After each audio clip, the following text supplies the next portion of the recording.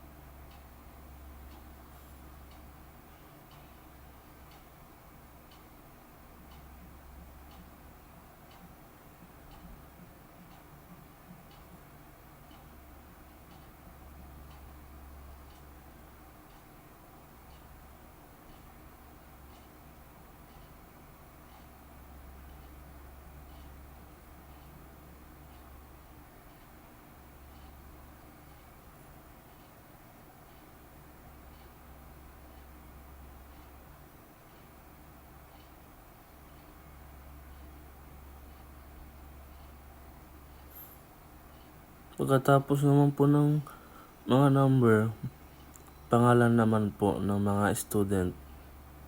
Type lang po natin, name of student. Tapos sa baba po niya, pangalan na po ng mga estudyante.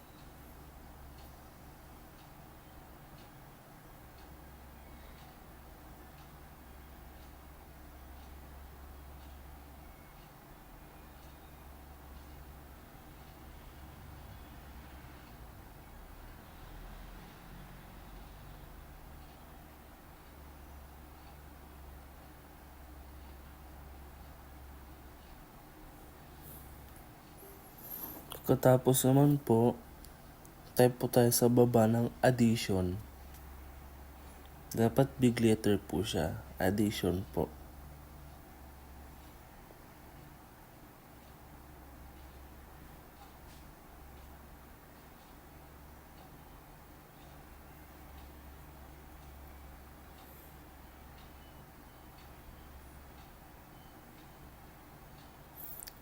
Click po natin equal po.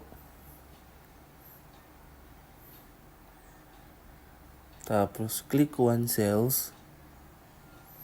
Tapos click plus. Click another cell.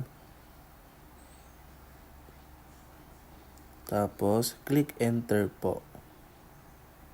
Yan po. Next naman subtraction po.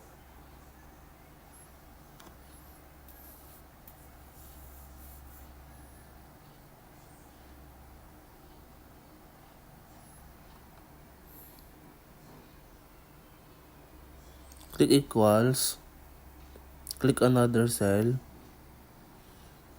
tapos click ulit another cell po, tapos enter po ulit. Yan po. Tapos, multiplication po.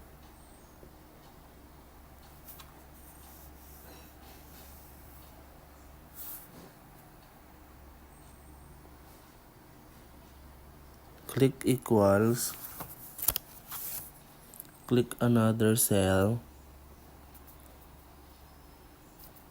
Click shift po. Asterisk. Click another cell. Tapos yun, lalabas po yung sagot po. Tapos, click division naman po. Type division naman po.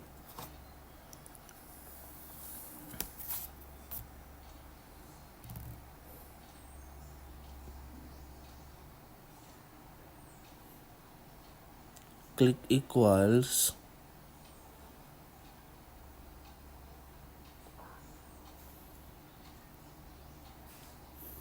Tapos click one cells. Click divide. Click another cell. Tapos enter po. Yan po. Tapos shade po natin yung number po. Shade po natin kung paano natin magpasunod-sunod. Tapos click po natin yung sort po. Sort design. Tapos smallest to largest po. Sunod naman po yung name po. Click home. Click design sort A to Z. Click sort po.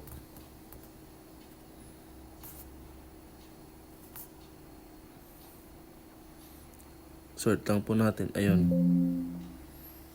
Yan po.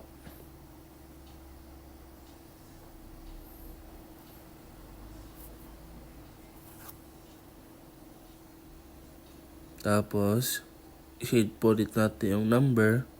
As punta po tayo sa insert. Tapos punta po tayo sa pie chart. Ayan.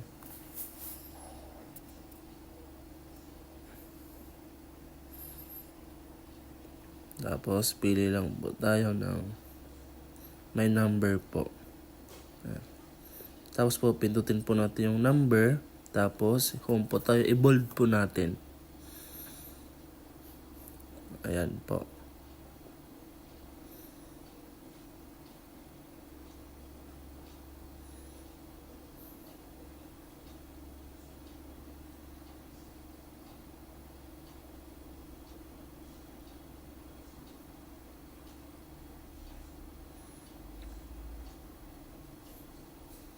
Lagyan po natin ang pangalan natin. Ay, wala. Wait lang.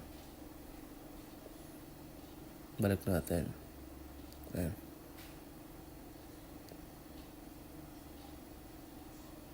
Lagyan po natin ng pangalan po sa taas po ng pie chart po natin.